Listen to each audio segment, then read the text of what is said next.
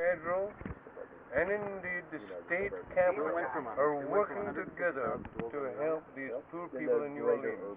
I will not, I repeat, will not tolerate the fact that the whole of our government is not doing everything for the it is powers. people from New Orleans. God bless America. What are you going to do about, are you going to send in submarines and ships or land craft? What's your plan, sir?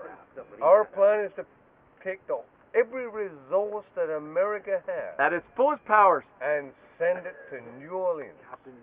I love these people. Love them. They're like brothers. Well, why are you like a week late, sir? What happened? What were you doing, playing cards or poker on the ship?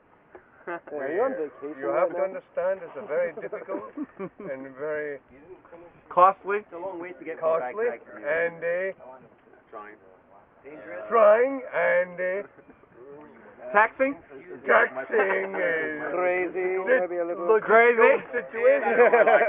And you're a little crazy? And we Spoken are like an American. we're I don't really care all that much. bringing all the Cut.